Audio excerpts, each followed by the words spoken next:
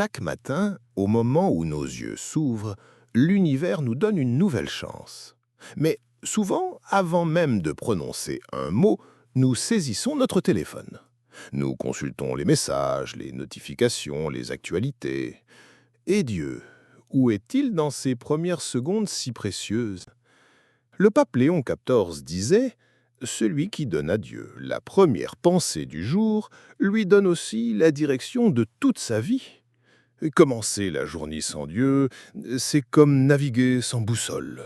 On peut marcher, parler, travailler, mais l'âme reste désorientée. Elle a été créée pour commencer en regardant vers le ciel. La prière matinale n'est pas un devoir, c'est un souffle de vie. C'est la lumière qui entre par la fenêtre de l'âme et illumine tout ce que nous vivrons ensuite. Dans Psaume 43:8, nous lisons « Fais-moi entendre dès le matin ton amour, car je me confie en toi. » Ce verset exprime une vérité profonde. Ce que nous écoutons au réveil façonne notre journée. Si nous écoutons Dieu, tout se réordonne. Les épreuves deviennent plus légères, les décisions plus sages, la paix plus accessible. Saint Jean-Paul II enseignait que la première heure du jour doit être consacrée à celui qui est le premier dans notre cœur. Cela ne signifie pas passer une heure à genoux, mais offrir à Dieu la priorité de notre attention. Même une prière simple, un signe de croix sincère, un murmure du cœur « Je suis à toi, Seigneur, conduis-moi », cela suffit à ouvrir le ciel. Il y a une force spirituelle invisible dans le simple fait de commencer par Dieu. C'est un acte d'ordre intérieur. C'est dire à notre âme « Tu n'es pas seul. Tu n'as pas été créé pour la confusion, mais pour la communion. » Et cette communion commence dès le réveil, avant le café, avant les tâches, avant le tumulte. Ceux qui commencent ainsi découvrent une sagesse nouvelle. Ils ne sont pas moins fatigués, ni moins sollicités, mais ils sont enracinés. Enracinés dans celui qui ne change pas. Et cela change tout. Lorsque nous nous réveillons, notre premier instinct est souvent physique. S'étirer, mailler, boire de l'eau, se préparer pour la journée. Mais qu'en est-il de l'âme? Elle aussi s'éveille. Mais elle a besoin de quelque chose que le corps ne peut lui offrir. Elle a besoin de respirer. Et cette respiration, c'est la prière. Le pape Léon XIV disait « L'âme qui prie le matin s'habille de lumière. Elle ne craint plus les ténèbres du jour. » Cette image est forte, car dans la vie quotidienne, les ténèbres sont nombreuses. Inquiétude, conflits, tentations, découragement. Mais celui qui commence sa journée avec Dieu porte une armure invisible, une paix intérieure que rien ne peut voler. Saint Augustin affirmait « Nos cœurs sont sans repos tant qu'ils ne reposent pas en toi. » Cette soif du divin est réelle, mais elle est silencieuse. Elle ne crie pas comme les messages du monde. Elle murmure doucement dans les recoins du cœur, et seuls ceux qui écoutent dès le matin peuvent entendre cet appel. Dans Psaume 43:8, il est écrit « Éternel, le matin tu entends ma voix. Le matin je me tourne vers toi et je regarde. » Cette parole montre une attitude, se tourner vers Dieu avant toute chose. Non pas peur, ni par habitude, mais par amour. Parce que on reconnaît que, sans lui, tout perd son sens. Commencer par Dieu, c'est faire un acte d'humilité. C'est dire « Seigneur, je ne sais pas ce que ce jour me réserve, mais je veux le vivre avec toi. » Ce simple geste transforme notre regard, nos décisions, nos émotions. Et même si les problèmes demeurent, notre manière de les affronter change radicalement. Sainte Thérèse de Lisieux, dans sa simplicité, disait « Un regard vers le ciel, parfois, fait naître un sourire. » Elle avait compris que l'âme, comme le corps, a besoin d'air. Et l'air de l'âme, c'est Dieu lui-même. Alors chaque matin, respire, pas seulement par les poumons, mais par le cœur. Inspire la présence divine, expire les inquiétudes, et avance éclairé de l'intérieur, guidé par celui qui ne t'abandonne jamais.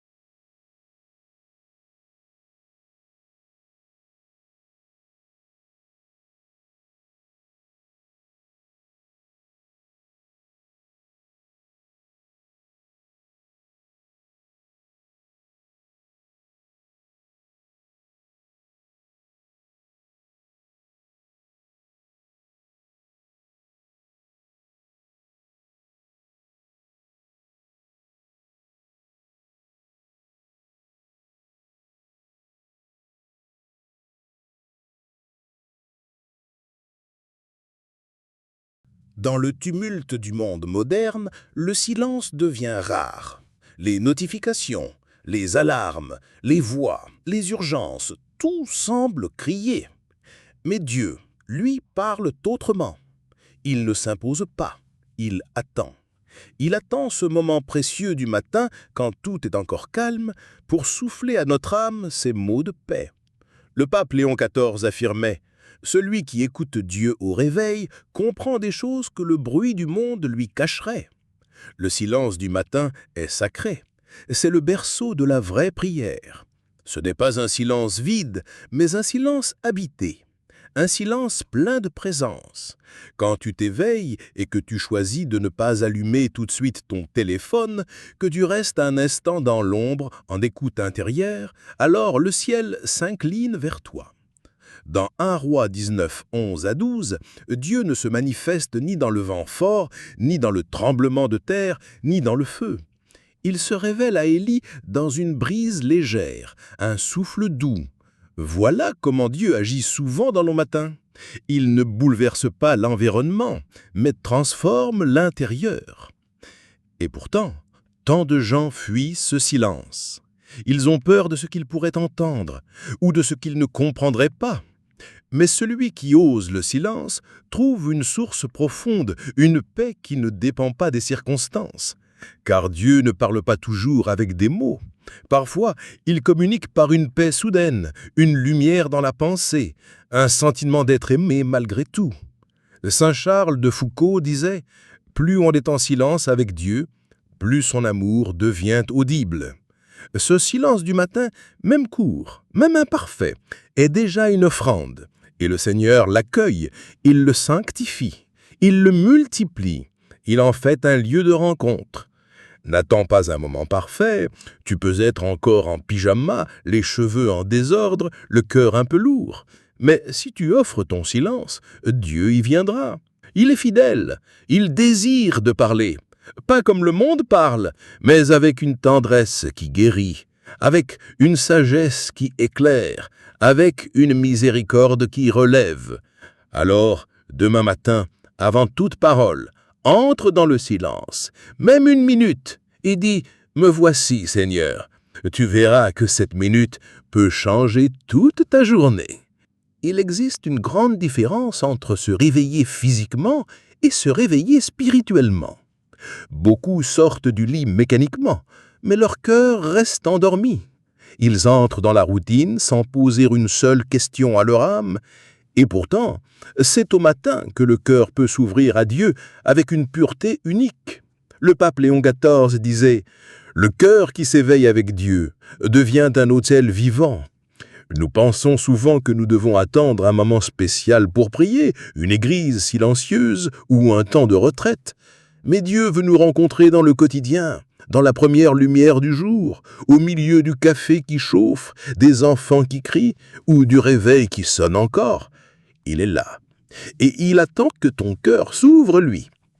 Dans Ézéchiel 36, 26, le Seigneur promet « Je vous donnerai un cœur nouveau, je mettrai en vous un esprit nouveau ». C'est cela que Dieu veut chaque matin, renouveler ton cœur. Mais pour cela, il faut qu'il se réveille. Et ce réveil ne vient pas automatiquement, il vient d'un choix. Le choix de dire « Aujourd'hui, je commence avec toi, Seigneur. Je ne veux pas juste faire défiler les heures, je veux les vivre en ta présence. » Ce choix peut paraître petit, il est en vérité immense, car il décide de l'orientation de toute ta journée. Ton cœur, dès le réveil, peut être blessé, froid, fermé, ou bien vivant, sensible et tourné vers le ciel. Saint François de Sales disait « Le plus grand bien que nous puissions faire à notre âme est de la tourner vers Dieu au début de chaque jour. Cela ne demande ni diplôme, ni force extraordinaire. Cela demande une simple disposition intérieure, une volonté sincère de commencer autrement. Et si Dieu a du mal à sentir ton cœur battre pour Dieu le matin, dis-le lui. Dis « Seigneur, mon cœur est lourd, fatigué, mais je te le donne. Relaye-le, allume ton feu. » Dieu ne méprise jamais une prière humble. Au contraire, c'est là où il agit le plus puissamment. Le réveil du cœur ne dépend pas des émotions, il dépend de la foi. Et cette foi commence par un geste, un regard, un soupir. « Me voici, Seigneur. » Chaque matin est une résurrection. Ne laisse pas ton cœur rester dans le tombeau. Lève-toi intérieurement et marche avec lui.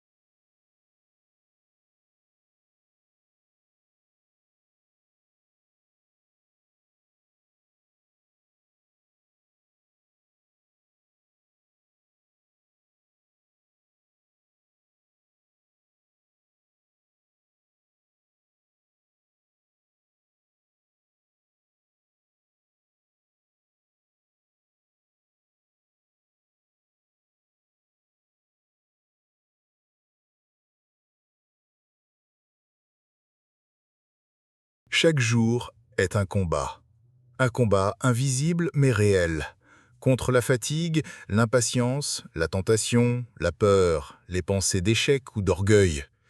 Et beaucoup sortent dans ce champ de bataille sans aucune préparation. Ils affrontent la vie avec les mains vides. Mais l'âme qui commence avec Dieu reçoit des armes invisibles et puissantes. Le pape Léon XIV écrivait « Une prière du matin sincère est plus forte que 1000 stratégies humaines ». La prière matinale est un bouclier.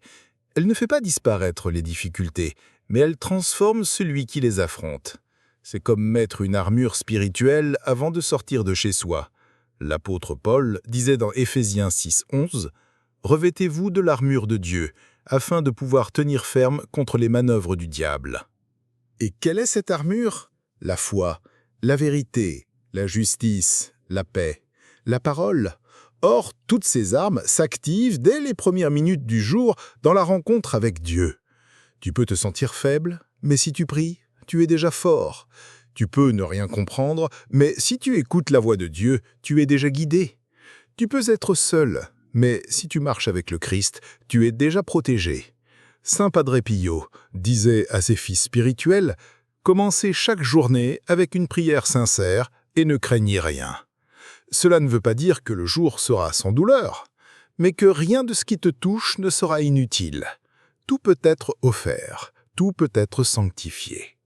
La vraie force du chrétien n'est pas dans sa voix, ni dans sa popularité, ni dans sa culture. Elle est dans son lien secret avec Dieu. C'est pourquoi le matin est si précieux. C'est là que tu reçois tes armes, même si tu n'as que 3 minutes, même si tu es pressé. Si tu fais ce temps avec foi, tu reçois ce que le monde ne peut pas te donner. Et si tu oublies un jour, reviens le lendemain. Dieu ne compte pas tes absences. Il regarde ton désir de revenir. Et chaque retour est une victoire. Car c'est en Dieu que l'âme trouve la force de continuer. Alors, demain, n'oublie pas, avant de répondre aux appels, avant d'ouvrir les écrans, ouvre ton cœur, prends tes armes, mets ton armure et avance. Car celui qui commence avec Dieu ne perd jamais. L'un des secrets de la vie spirituelle, c'est de laisser Dieu passer en premier. Non pas seulement en théorie, mais dans les actes concrets du quotidien. Le matin, ce principe devient clair. Qui précède ton esprit au réveil? Ton téléphone? Tes soucis? Ton agenda? Ou bien le Seigneur?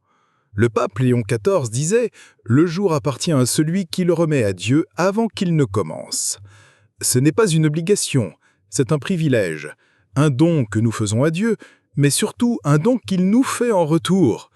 Quand tu te lèves et que tu dis, même en silence, « Seigneur, sois le premier dans mon cœur aujourd'hui », tu déclenches une bénédiction invisible. Tu invites Dieu à marcher devant toi comme un berger qui conduit son troupeau.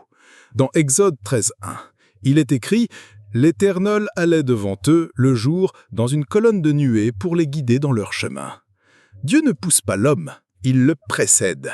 Et cette image est pleine de tendresse. Dieu marche devant nous pour ouvrir le chemin, dissiper les pièges, éclairer les zones d'ombre. Mais pour que cela se produise, nous devons lui faire de la place, lui laisser la priorité.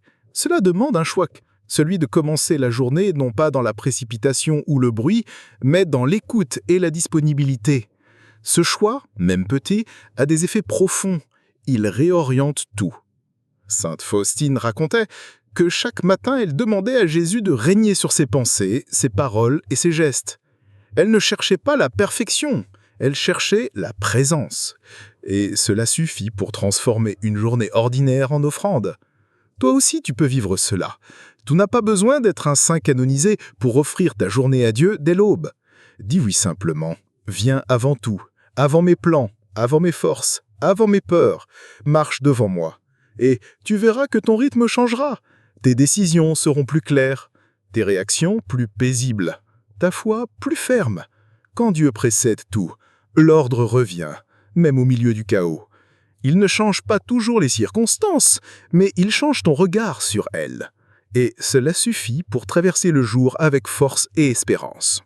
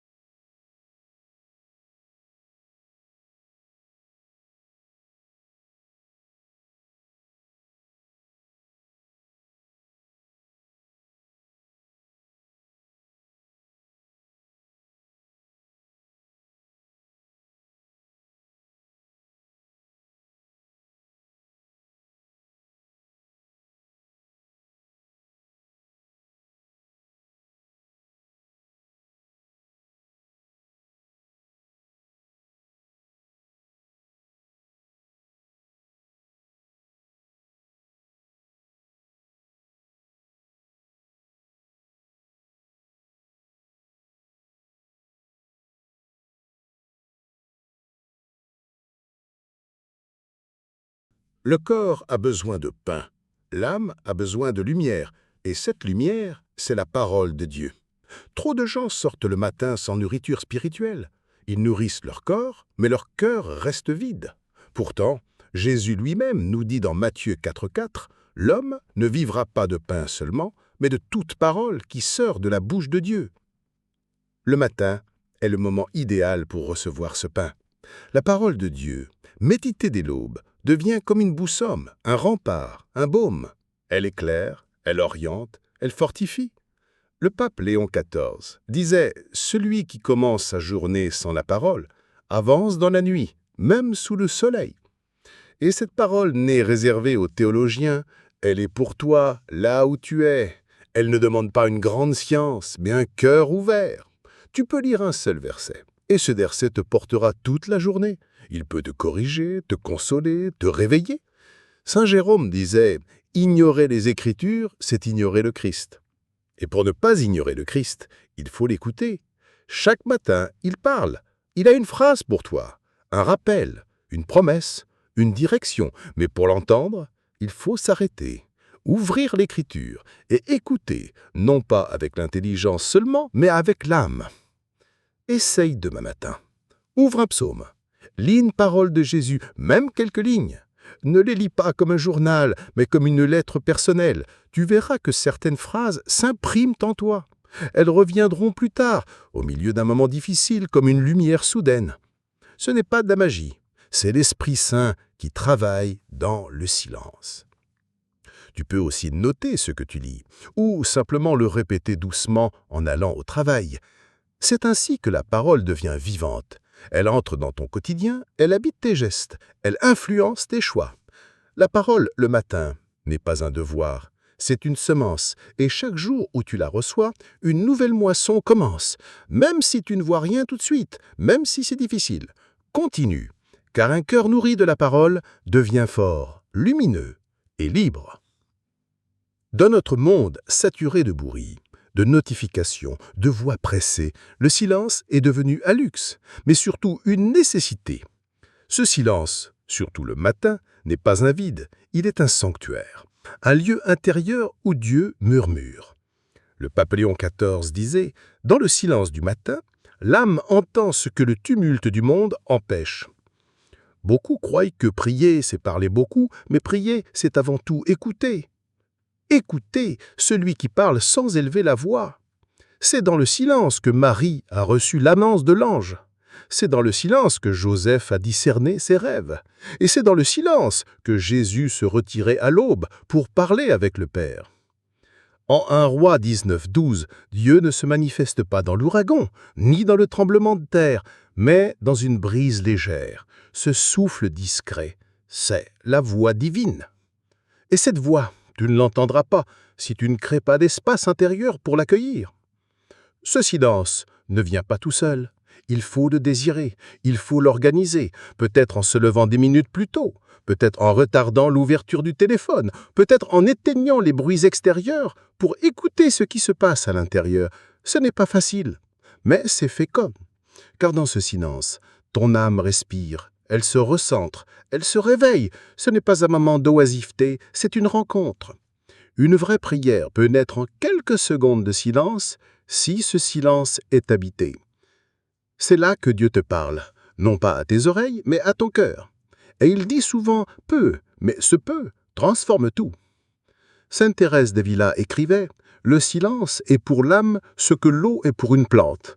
Sans lui, tu dessèches, avec lui, tu vis. Et ce silence, surtout le matin, oriente toute ta journée. Il met ton esprit en paix, il éclaire tes priorités, il t'ouvre à l'amour. Ne crains pas le silence, ne le fuis pas. Il est peut-être l'endroit le plus profond où Dieu veut te conduire. Même si tu n'y entends rien, reste, attends, offre, dis « Seigneur, je suis là », et cela suffira pour qu'il vienne. Commencer sa journée dans le silence, c'est laisser Dieu planter une graine invisible, mais éternelle, et ceux qui cultivent ce silence découvrent un trésor que le monde ignore, la présence vivante de Dieu en dedans de soi.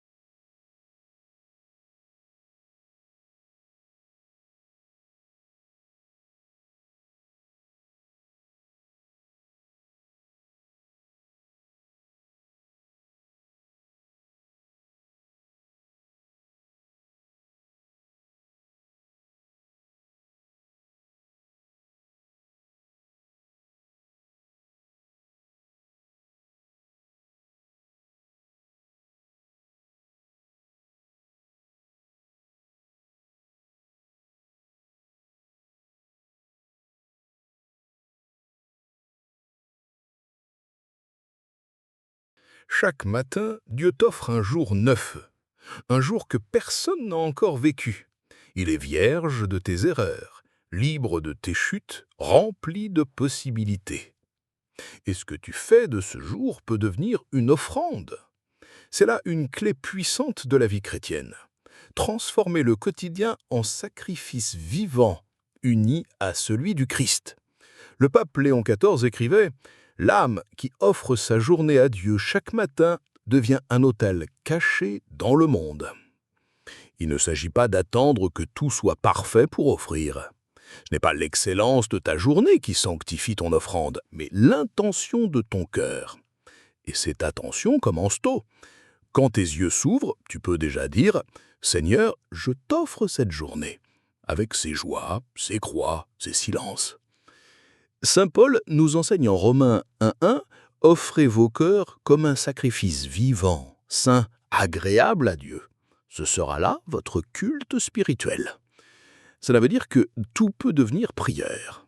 Ton travail, ton silence, tes gestes ordinaires, tes fatigues, à condition qu'ils soient offerts.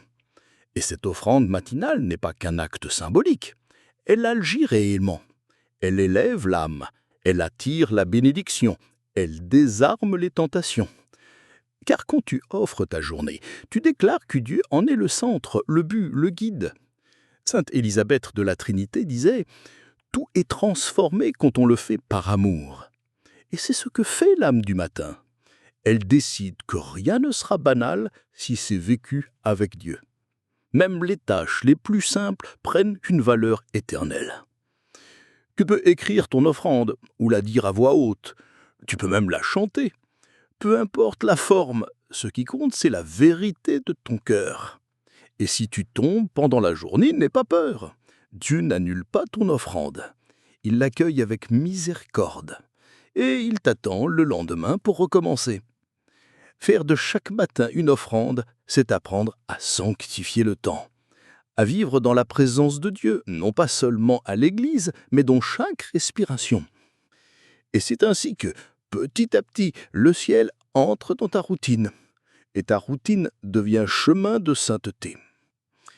Commencer la journée avec Dieu, ce n'est pas seulement chercher sa paix, c'est entendre son appel, car chaque jour que tu reçois est une mission, une réponse attendue, un pas dans ta vocation unique. Rien n'est banal aux yeux de Dieu. Et chaque matin, il te dit « Suis-moi aujourd'hui ». Le pape Léon XIV insistait « Le jour n'est pas un accident, mais un envoi. Qui prie le matin entend l'appel. » Cet appel n'est pas tout.